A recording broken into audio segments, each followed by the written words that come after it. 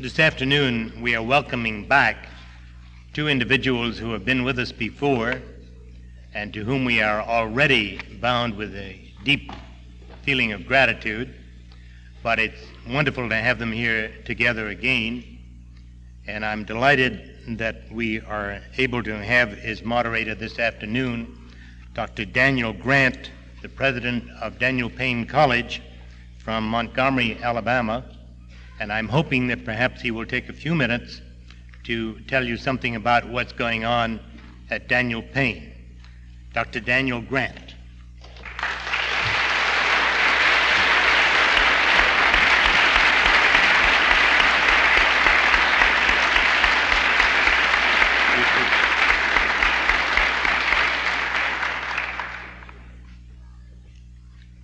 Ms. McKinney, Count Bunker and guests, here at the New England Rally for God Family and Country. It is really a pleasure for me to be here in Boston once again for this annual patriotic event held in New England. In this we find new evidence of the early settlers' contributions and heritage to us in a great land. Almost 2 centuries ago, at this time, our country was born, and in a short period, with the creativity and innovation of men, grew to become the envy of the world and a cherishable place for all men. People in other lands were willing to give up their homes and countries of their ancestors in an effort to start a new life. Certainly, this means for myself as a black man and my family to have been able to rise from an humble beginning to a position of leadership today as president of Daniel Payne College, Birmingham, Alabama, founded in 1889. Daniel Payne College is a 4-year institution of higher learning. For 84 years, they have sent boys and girls out into not only the nation but into the world as Christian leaders in business as well as in politics. Because of the expansion of the Atlanta airport in Birmingham, we were forced to move our campus out on Highway 78, just 15 minutes from downtown. And I must say this, because of the conservative thinkers and the good people of Alabama and the South, we are now moving into a $3 million campus, a brand new campus in September. Our next honored speaker was born in Atlanta, Georgia, and came from a family of modest means. As a young man very early in life, circumstances required him to move into various businesses while helping to support his family. Because of his energetic manner, he rose to become a plant foreman. Ultimately, he was able to excel in business in the Southland as a restaurant owner, a furniture businessman, and most recently in his own Lester Maddox shop in the Atlanta underground tourist attraction in the land of opportunity for all people. Like myself, he did not have family wealth, but in a short span of life, he has come into a position of high honor and respect. Because of his high ideals of morality and his devout belief in Christianity, he was elected to the highest office in the sovereign state of Georgia. Currently, he is the Lieutenant Governor of Georgia. Ladies and gentlemen, it is an honor as well as a great privilege to present to you Governor Lester Maddox. Thank you, Doctor. Thank you very much.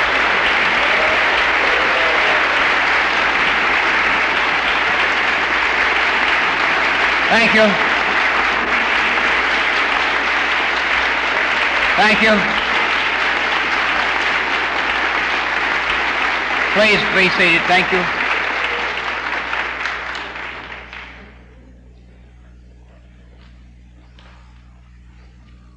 Colonel Bunker and Mrs. McKinney, Tom Anderson and Dr. Grant, and ladies and gentlemen, fellow Americans, participants in the God, Family, and Country rally all. It's good to be with you. It's good to be in Boston. It's good to be in Massachusetts. good to be an American.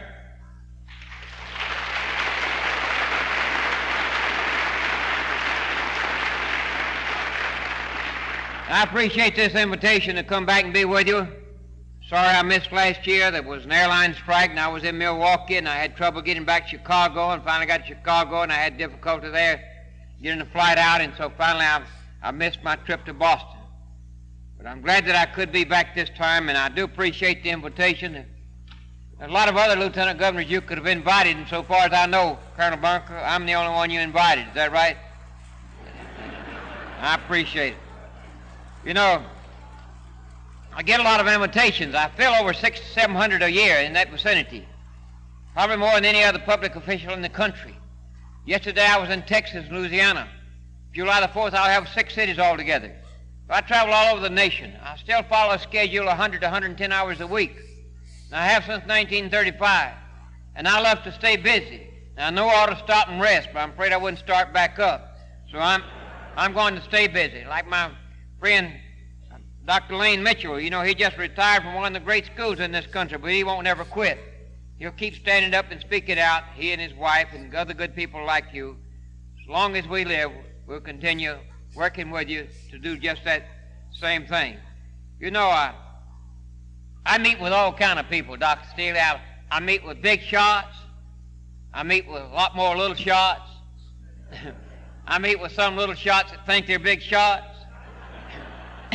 On occasions it's not planned, I meet with some half shots. I meet with the people who spend the money. I meet with some of the folks sometimes that think the world owes them a living. I meet with some of those folks that think somebody else ought to fight for their country, not them. I meet with some people that think everything's always been good sometime and always will be that way, whether we earn it or not. I meet with some of the bums and the parasites, the folks, like I say, who spend the money oftentimes.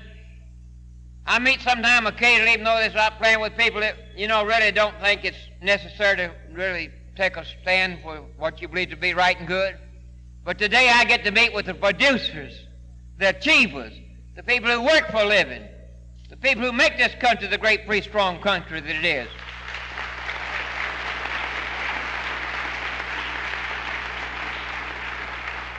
I appreciate this introduction, and by this distinguished educator and a fellow American from the South who has distinguished himself in the life of education in the school which he heads and in other pursuits in the field of education. I appreciate his kind and generous remarks. And you always do appreciate these things coming from good people. But you know, no one is ever really what people think they are sometimes. But when good people say these things, it encourages me and inspires me to not ever disappoint them if I can, to try to live up to their expectations. It's because of friends that we have that each of us strive to be a better American. And so when I come among people like you, I probably go away getting more out of this meeting than all of you combined. For it's been my good fortune, the good fortune of Lester Maddox, to come to Boston, to be with some old friends and to make some new acquaintances, but primarily to be with people who believe in this country, still have a strong faith in God, believe that people ought to be free, and then stand behind their country. And I commend you and Colonel Bunker and Mrs. McKinney for their leadership in bringing this meeting together again for another year, and all of you who support it. Well, I'm controversial, too. If I hadn't been, you wouldn't have invited me.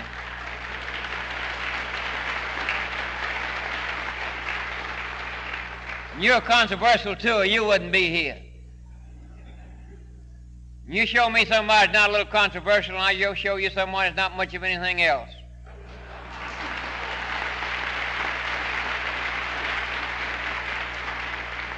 And I believe you're patriotic when you speak out against those things you believe to be wrong about your society, and speak out for those things you believe to be right and good and strong, and that you're unpatriotic when you fail to do so. So I'm going to speak out, and I'm probably going to be controversial again. You know, if we believed everything that we read and hear, if we did, wouldn't be any reason for this meeting. Wouldn't be any excuse for being here. But you know, after all, you know, if we believed everything, or we've been told that everything's all right, we quit fighting in Vietnam, and that we cleaned up the air, and that's good, and it's no use to fight those that would pollute our minds. And if we believe just everything that came along, as our government's quick to point us out, you know, that these things are, everything's going to be all right, and just don't say anything, you don't shake the boat. Well, we wouldn't be here if we believed all those things, but you know, the boat, they say don't rock it, and it's already rocking. And it's on an unsteady sea and unfriendly waters, and that's why we're here. You know, our leaders, not only just getting out of Vietnam, and that's good that we could get out, even though we did back up and surrender because we had failed previously. But they've now forsaken, as they've been doing for a long time, the Cold War. And they seem to be pleased to rub shoulders and exchange toasts with those who only a short while ago were our deadly enemies and brought death to some 50,000 of our men. And I still believe that they're our enemies. And I believe we're being brainwashed in high places, including the White House. But you don't believe that.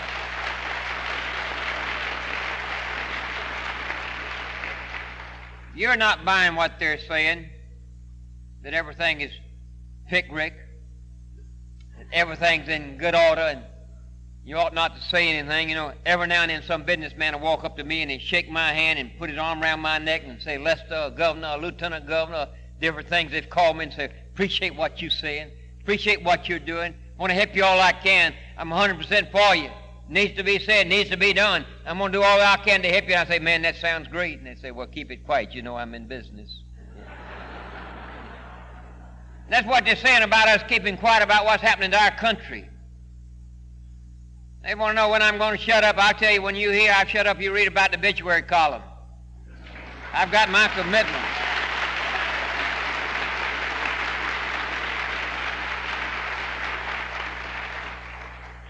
So I don't believe everything's all right. I don't believe we've won over communism. I believe we're still supporting it and losing to it. I don't believe just because the United States backed down and surrendered to a fifth-rate military power that the war with the communists is over. Neither do you. We've got cold wars going on. The hot wars are not over yet. The last I heard is fighting still going on in Indochina. And so far as the Cold War is concerned, our government is not even fighting against communism at home, doing absolutely nothing to turn back communism, as our government seems intent upon dotting every I and crossing every T to carry out the communist platform for the United States of America. As we see the attacks growing upon technology and engineering and science, upon the rights of private property and private enterprise and representative government. We have the continuing battle between freedom and slavery. And it's going on. And freedom continues to suffer a loss as we've known it in this great country. Being as how this is the eve of the 197th anniversary the Declaration of Independence, you've gathered here to say again that you still love this country. You want to protect it, preserve it. Let us carefully consider the state of affairs in our own country and examine the degree of freedom that we still enjoy. Listen. I believe that the warming of relations between our own government and the communist nations is a result of the change made on our part, not on the part of the communist enemies of this nation. That we've had this warming of relations through compromise through appeasement. We have come to a sorry state of affairs in America. We've reached this stage because too many Americans, good Americans otherwise, have neglected their responsibilities as citizens of this great land. Apathy and indifference. I hear it too often from people that ought to be with you in this hall and in your fight across the nation. And too much of it is in high places, in the top levels of our government. And as every school child has been taught, here's what really bothers me. We've been taught in our school days, and other children taught, that we're supposed to have three separate and distinct branches of government. And we are, if we're to remain great and strong and free. And a leader for God, and a leader for freedom, and a leader for country. We must have three separate and distinct branches of government. But what do we have? Instead of the three separate and distinct branches, we have an effort by the courts to take over our government entirely, or the executive branch of government. And the one supreme power in government, if we to have one supreme power of the three branches, to me is the legislative branch of government.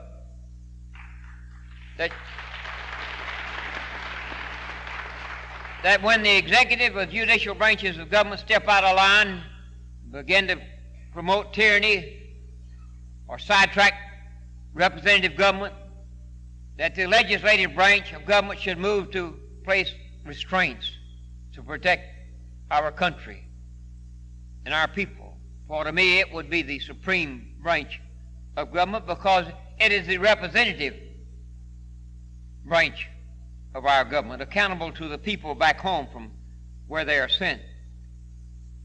But Congress, what I term the supreme branch of the three branches of government, in recent years, for a good quarter of a century, has not met its responsibility in placing certain restraints needed if we're to preserve this nation as a free country.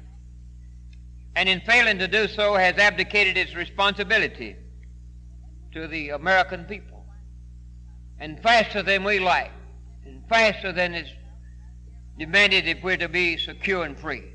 This nation is moving rapidly into a nation of government by regulation, not of laws. Too often we have decisions made by those appointed, not by those who are elected. And we are, in fact, rapidly moving in the direction of a totalitarian dictatorship and away from government of, for, and by the people. A lot of people have got the idea to have a dictatorship, you've got to have a communist dictatorship. It doesn't necessarily have to be.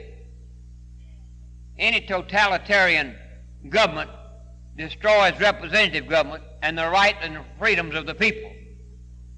And that's rapidly happening in our country.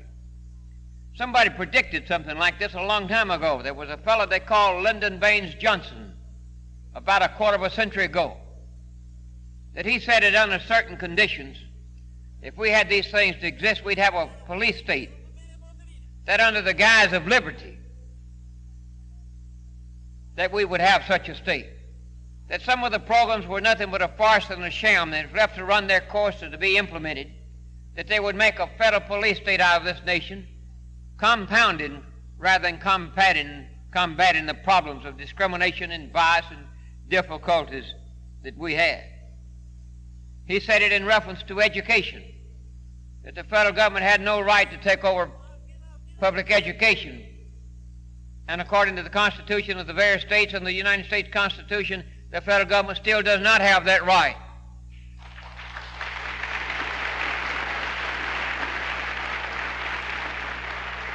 The president said the same thing about fair employment legislation.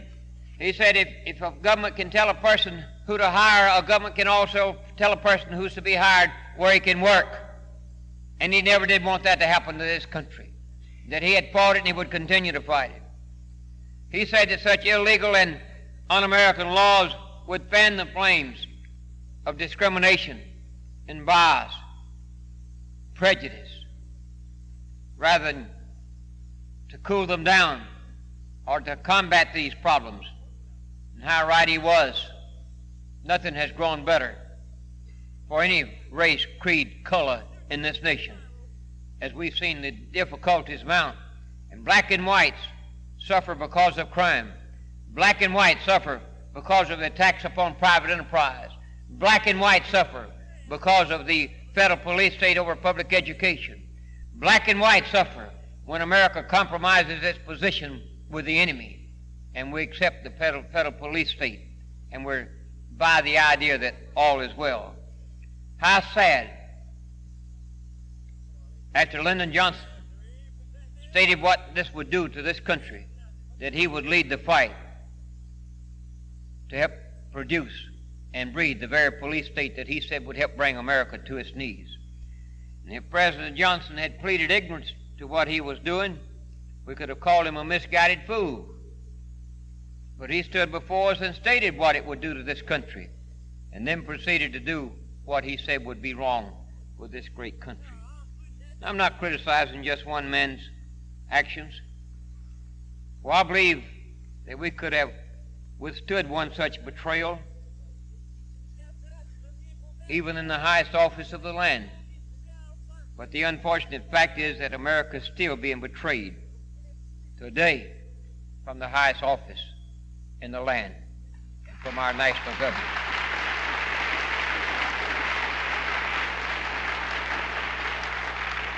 As I stated earlier, America is floundering in an unfriendly sea with no real goals, no real moral purpose, and no concept of national priorities. We've got crusaders to clean up the environment. We've got crusaders of the do-gooders and the bleeding hearts to protect the rights of the criminal. We've got the crusaders to continue to spread their pornography, their obscene living and thoughts across this nation. We've got crusaders for the criminals and the drug addicts. We've got crusaders for complacency and apathy and indifference. We're short on crusaders for America, what's good and right and decent about this great country. God help us to find some crusaders, not for the Republican Party, not for the Democratic Party, not for the President's office or the Governor's office, not crusaders for drugs and crime and alcohol, not crusaders for inefficiency and waste and welfare, but crusaders for God and for America, for freedom.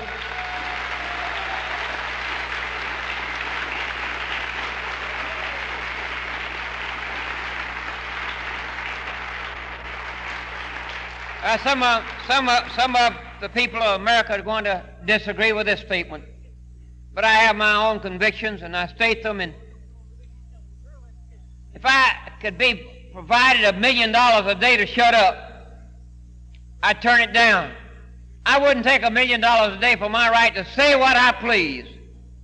That's the greatest treasure, greatest blessing that I have as a human being and as an American, to say what I think ought to be said. Sometimes maybe I wished I hadn't, but I'm still free to say what I believe I should say. Sometimes I'm wrong, but not near as much as you've heard.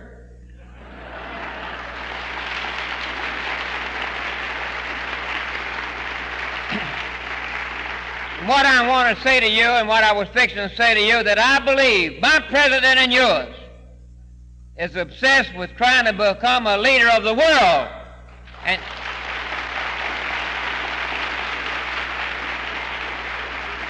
I don't know whether he even knows it or not, but he's obsessed with trying to be a leader of the world. He has betrayed America. He has forgotten America. He has sidetracked America.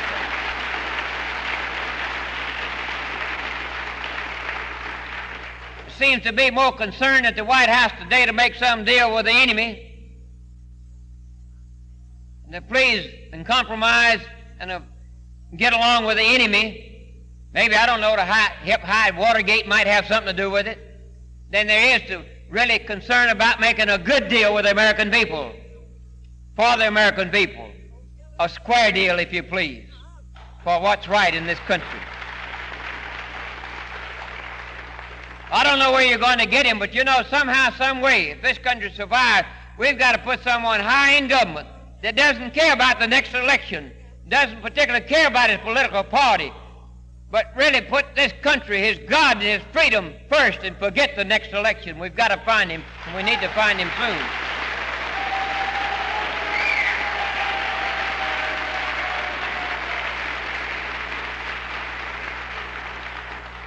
You know, I'm not for my president, if it be George Wallace or Muskie or Nixon or Kennedy or whoever it is being the leader of the world. I want him to be a good leader for my country, and then let my country lead the world.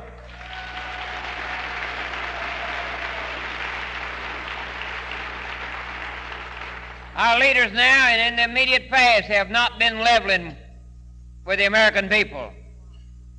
They've not been on the level with America. Hypocrisy, deception, and just plain lying seems the order of the day. And it's destroying confidence in our government and weakening the ability of our America to stand as a bastion of freedom and liberty for the people everywhere. I've said for many years the real gap, not one of generation, but one of truth and honesty in this nation. And we've got a mighty avalanche of dishonesty and untruth and lying and hypocrisy sweeping this nation because first we had a moral and spiritual weakening among our people. And we've got that not because of a generation gap, but because of a gap between man and his God.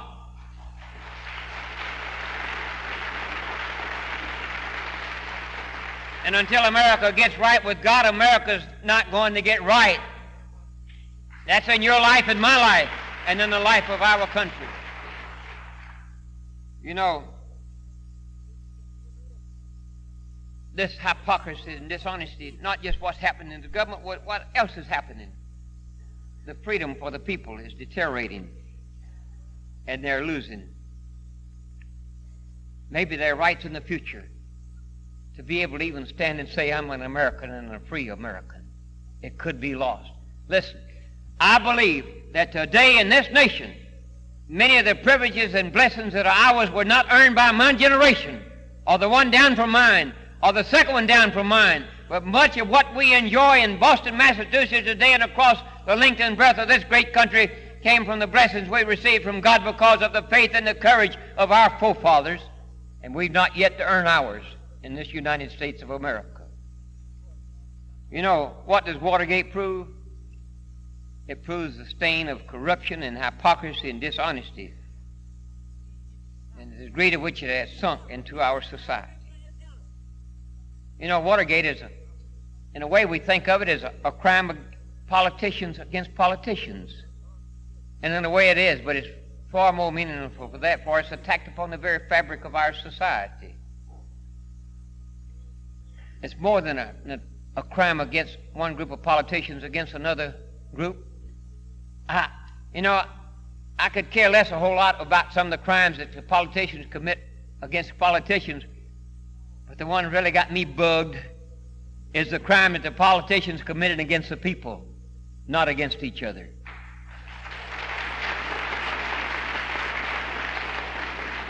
Watergate is a crime against our entire society. And I'm going to say this, and this is controversial. The president ought to come to the American people and apologize for having told them, made some false statements already. And then he ought to come to the American people through the Senate hearings or through the grand jury or whatever means and tell the whole truth. I don't know whether we could believe him if he did it, but at least he ought to clear his own conscience. He ought to tell it whether he's believed or not.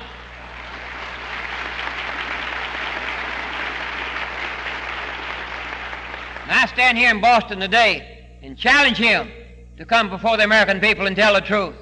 And if he doesn't, it's because, let me say, to Mr. President, if he doesn't, it's because he doesn't have any defense, or else he is guilty. He owes it to his country to come. And if he refuses to do so, he's placing himself, his party, and his politics ahead of his country. And I must remind him that it's my country too, and I want him to tell the whole truth. I begged and pleaded with him last year and again this year.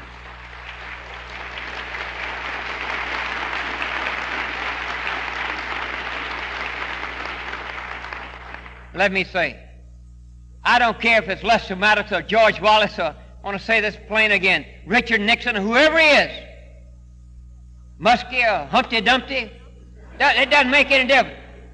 Mayor, commissioner, congressman, judge, when we've deceived or been dishonest with the American people and stood before them and tried to cover up or lied to them or committed a part of a crime, we don't deserve to be in office anymore, regardless of that man or regardless of his position. It would be bad to impeach a person from public office, but it's been done before. It'd be bad for a person to resign from public office. It's been done before for wrong reasons, if he had to resign for wrong reasons. But it would be far worse for a man to stay in public office that is identified as one as having misled his people, deceived his people, and been dishonest with his people. That would be a far greater tragedy. I know some will disagree, but I could care less. I still say, I wouldn't take $1 million a day to say what I think ought to be said. When you hear I've shut up, you read about it in obituary columns.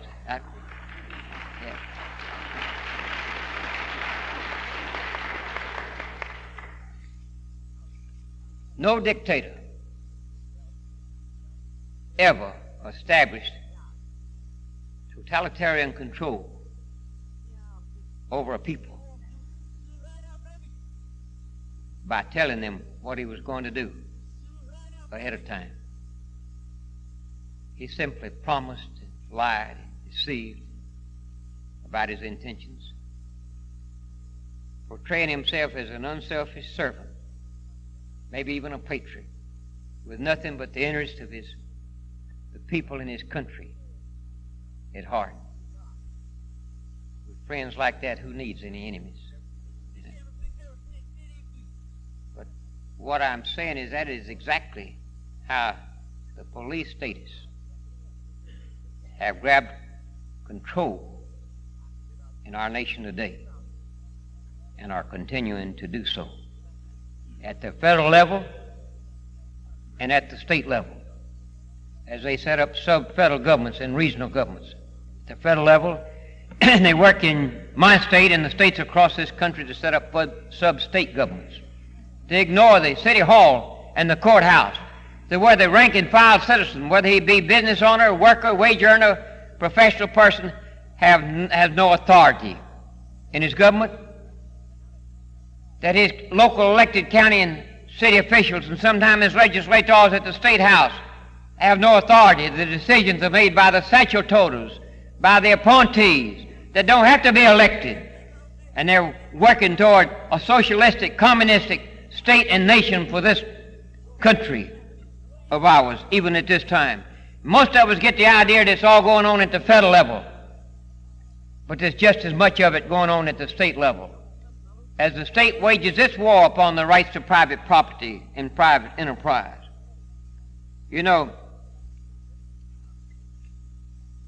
Look at some of the promises made by our present administration. Let's take North Carolina, for instance, in Charlotte, dealing with busing, freedom of choice, neighborhood schools. And as a candidate, the man said that he would assume the leadership and turn him back. This attack upon public education, to the neighborhood schools, and the attacks upon freedom of choice. And he got elected because of it. And had he not made that promise to the American people, he would have never been elected President of the United States, and there never would have been that particular Watergate cup, because he wouldn't have been there this time around to have let his henchmen take over and run the affairs of our government. That, under the guise of going to fight for the right of freedom of choice, for neighborhood school, and to keep the federal police state out of public education, the President of the United States, President Richard M. Nixon, was elected. And he used John Mitchell and Richardson and their staffs to bring about more destruction of freedom of choice in neighborhood schools than all the presidents combined in the history of the nation. And yet he was telling us all the time he was going to protect them. You don't set up a totalitarian government by telling the truth. You get elected, and then you set it up. No. You take this fellow, Richardson. He helped wreck public education in many instances, closed down a lot of schools. Then they put him in the Department of Defense, and he set up a program to close down a lot of military installations. And now they put him in the Attorney General up there in that office up there, and I guess they're going to close all the jails. He's a great closer, probably the leading closer of anybody in this country. There's very few school boards in this country have any more authority under the state constitution or the federal constitution. They have to bow down to the federal police state that was set up under the guise of going to combat discrimination for the purpose of taking over public education, not to help black children or white children, not to help education. They could care less. It's the overall goal of a totalitarian government that had more to do with what's happening in public education than any other one factor. Federal aid became federal raid, federal control. And unrestricted federal control is nothing short of totalitarianism. You know, we get the idea sometimes that communism is when government owns everything. Government can own industry, finance, and private property, and that is communism. But government can just control industry and finance and private property, and that's still communism. And that's what we're witnessing the spread of in this nation today. Under the guise of helping us combat discrimination, the government has compounded the problem. Some help, like the help the government wants to give us in protecting our environment.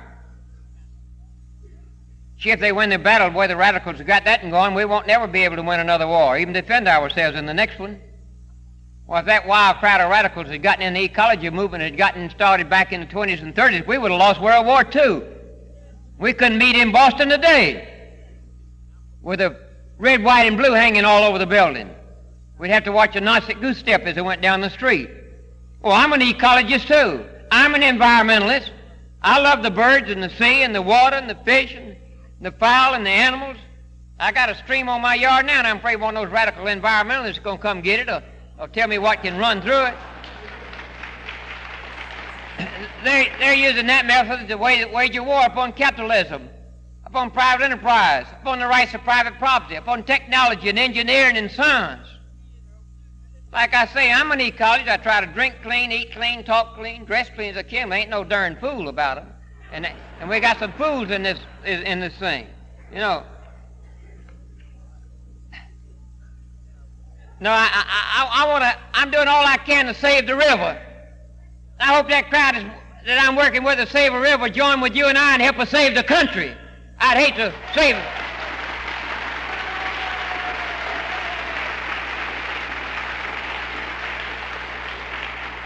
It'd be awful. It'd be a tragedy to save that river and lose the country. I want to save them both. If I got to make a choice, I'll take the country.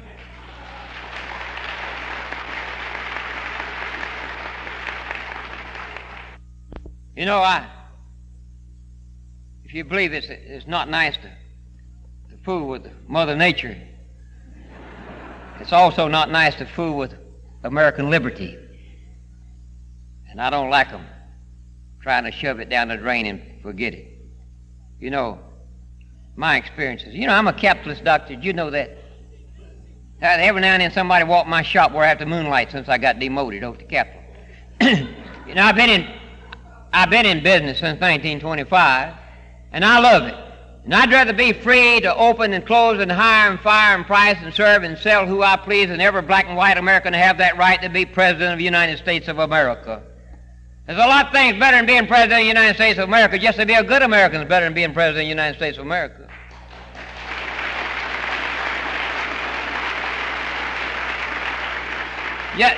Just be honest. You know, that's better than being president, isn't it? Now, I'm one of those guys that believe the greatest contribution that I can make or you can make to our country is to be real and honest and true with ourselves and our fellow citizens of our country. And the gravest mistake we can make is try to act like something or somebody that we're not. And the best way to control people is keep them ignorant, and I believe we're doing too good of a job of that in this country. And we ought to be more real. You know, I was over here one time not too far away at a college in another state and university, and someone got to talking about capitalism and the rights to private property, and this is what I heard, and this is what they're being taught, that no American should own a piece of real estate in this country. It was all right 100 years ago when we didn't have many people, but there's not enough maybe for everybody to have the same size piece of real estate today, and no one would have the right to own a piece of property in the United States of America. They're being taught that in our schools, in some of them.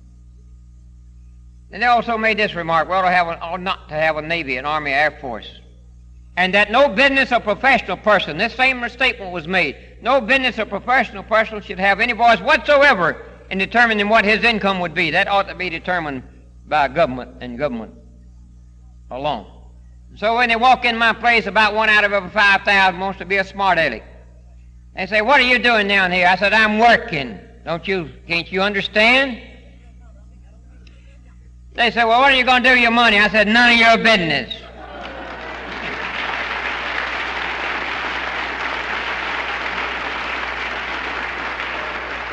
Every now and one of these sick things will come in, you can tell them when you look at them. You can't always tell whether they're boys or girls, but you can always tell whether they're sick.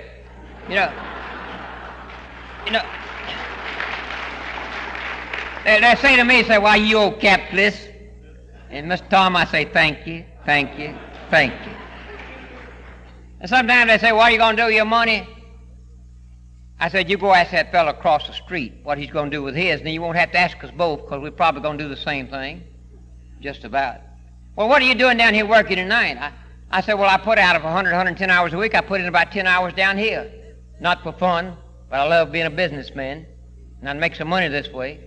And one reason I'm down here working late hours like this, and I'll be in Atlanta tonight in my shop. One reason I'll be down there," I said, "one reason I'm here is because some of you bums that won't work daylight hours."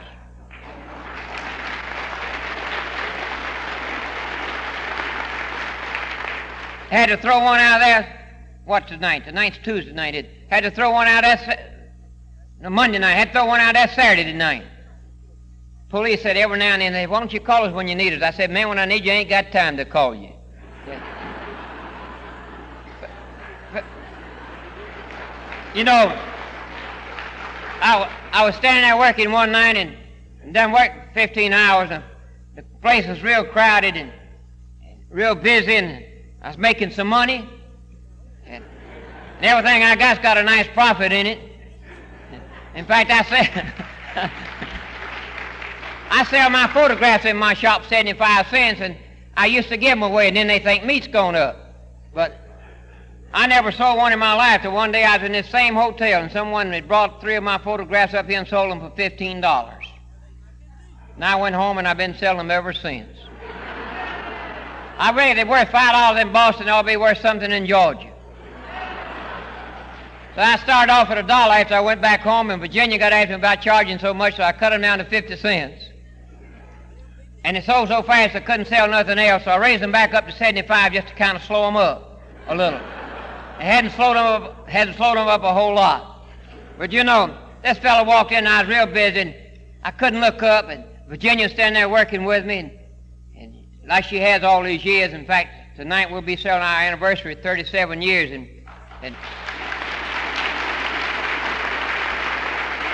hey, you didn't let me get through 37 years in 1 month and 23 nights at 9:05 this evening. And this fellow says, what would you charge me to sign my shorts? Well, I never charged anything in my life for my signature, but I thought if I was going to change the course, maybe I ought to get something out of it. So I just didn't even look up. I said, $10. And he said, "Well, that's too much." I said, "That ain't my regular line." One of those smart alecks, you know, and he turned. I kept working. In a few moments, I heard him say again, "What if you charge me to sign my cheeks?" I said, $10 a cheek. He said, I can't stand that. That's the first time I looked at him. Pretty good sized fellow. I said, you looking for bargain, something you can't stand? He said, yeah. I said, I kick 'em for nothing.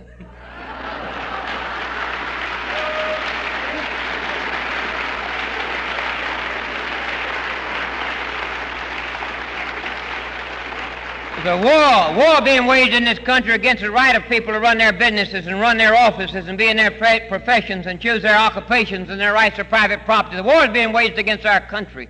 And we better get some more people enlisted in the fight. We've lost too much of it. We can't stand to lose very much more of it. You know, private enterprise, isn't it great?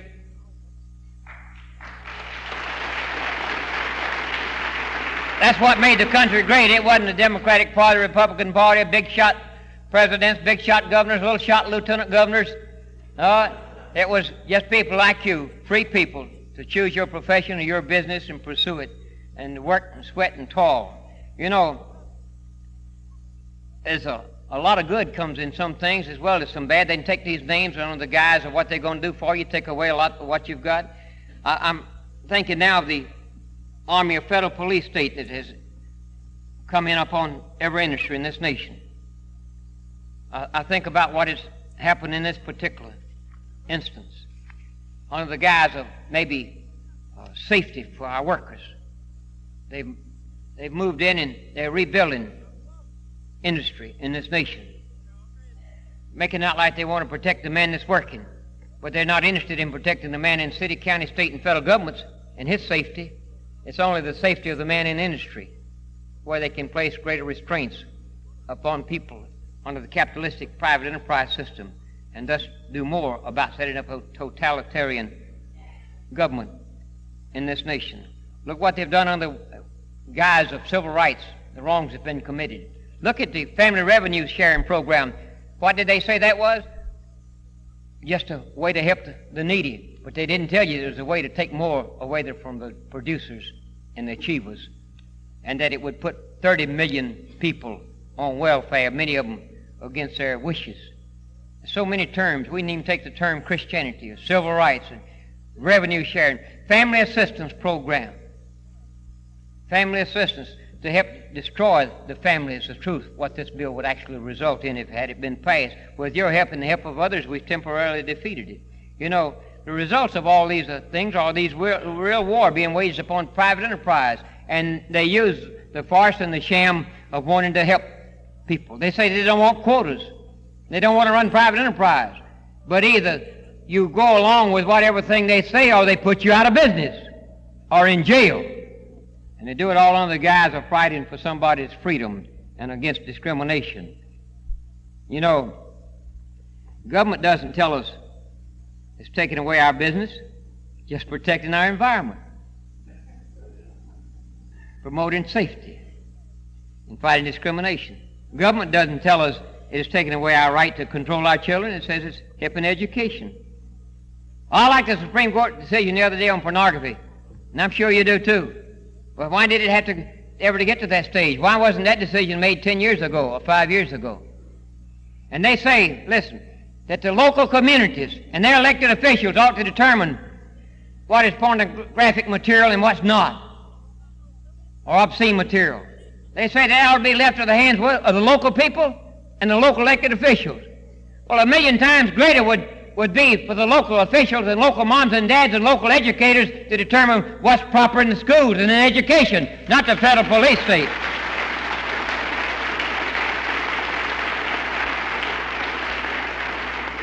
They tell us all these things, but says they're looking after our best interests. Well, what they're doing, I don't call it what they're doing. That's not freedom.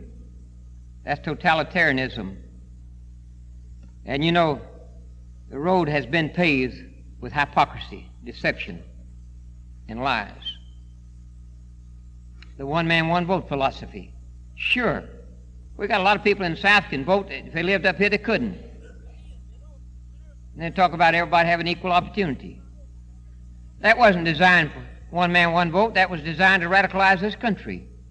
That's the goal of it, to take the bums and the parasites, generally speaking, around your major metropolitan areas and let them do the most of the electing of the legislators in the state houses and legislators in the National Congress, and then politicians being what they are, their followers not leaders, they surrender wherever the pressure comes from. The pressure comes from wrong kind of people, get the wrong kind of government, and that's what we're getting in the United States of America. You get what you demand, and the good people have demanded so little. Like I say, the one man, one vote is taking care of the bums, the people that think the world owes them a living, but it's doing little for private enterprise and for freedom. They tell us one thing and then do it another. The federal judges are appointed for life, and I don't like it. There ought to be some means to found to remove them from office when they rule for communism and against Americanism.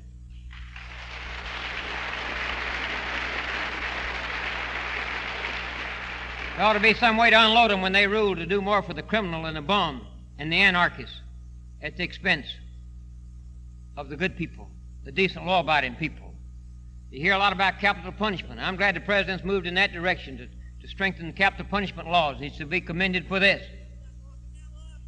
But you know, we've gone overboard in trying to protect the criminal anarchists. We had 6 people killed in one family group in Georgia recently. We had someone go with a long knife 3 days ago in Georgia and almost take a woman's head off in her office because he'd lost his job, and he chopped up the other man and left him there. Comes a time when people forfeit their right to live. Whether it be me, you, some friend, a member of our family, whoever it is, it comes a time when society has got to be protected. Our government's failed to protect society in this nation. I want to protect every life I can, but when these heinous crimes are committed, the perpetrators ought to get equal opportunity as the victims. What I'm saying is put some more gas in the chamber, some more electricity in the electric chair, and more rope in the gallows. And let's straighten up this country. It's the most violent nation in the world today is my country and yours, the United States of America, because we've petted and pampered the criminal and encouraged them to kill and kill and kill, and I don't like it.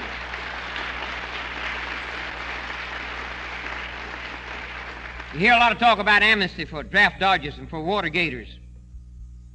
You know, the real amnesty, long overdue, is to release the American taxpayer from the totalitarian tyranny of federal controls. Reverse our policies of not fighting communism and start fighting against communism and for America. We've got too many in this country in high places that not just soft on communism, something worse, they're weak on Americanism, far worse than being soft on communism. You know, I'm going to say this again. I said it 2 years ago, 4 years ago, the most hypocritical man to ever head up this government now occupies the White House. He works both sides in the middle on every issue. And a greater tragedy than Watergate is the American people will buy this hypocrisy and dishonesty.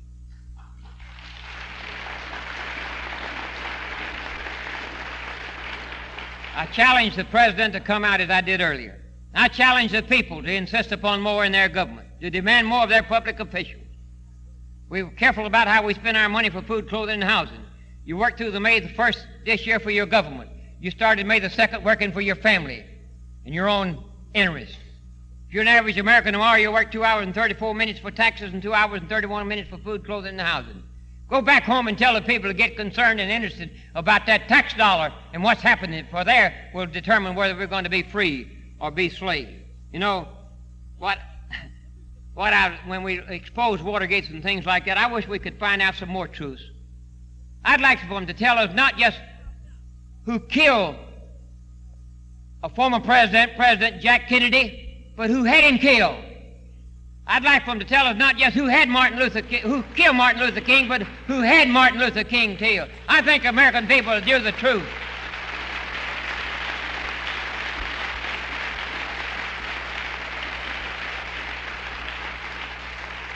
I think our demand should not be just the truth from Richard Nixon, but from the Kennedys, the Maddoxes, the Joneses, the Muskies, whoever they are. We ought to demand that the truth be told in all of these instances.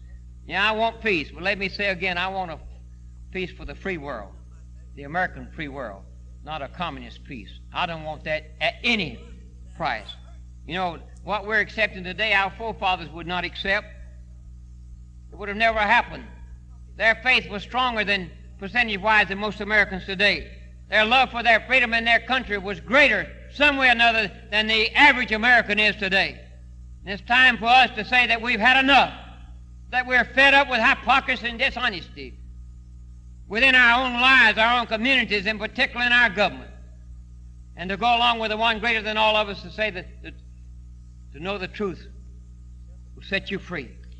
And to read again in the Bible that where the Spirit of the Lord is, there is liberty. God help us to be right kind of Americans.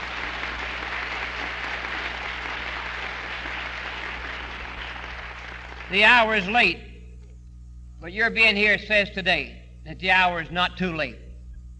Thank God for you. And for folks like you back home, you represent millions of Americans who believe just like you do. Every now and then in my shop, and they'll come in there at night and someone will say, I'm a Yankee. I'll say, well, I don't believe it. I go to Chicago, I go to Boston, I go to Pittsburgh, I go to Detroit, I go to St. Paul. I was recently over there. I go out to Salt Lake City, I go to California, I go to St. Louis, I go all over the nation. And I believe now that everything's Southern, from Atlanta, from Canada, back down to Atlanta. That's what I tell them when I'm in Atlanta. Everything's Southern now, this side of Canada. We got Northern Southerners, and we got Southern Northerners. And that's it. So go back home and tell them back home that you want them to join your number. The fate of our country is in the hands of people like you.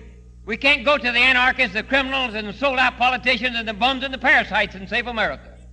We can't go to the Watergators and save America. It's going to have to be by good people like you. My prayer and my plea is that you'll continue your fight and that you'll have countless millions of others to join with you as we meet our responsibility to God, to freedom, and to country. Thank you.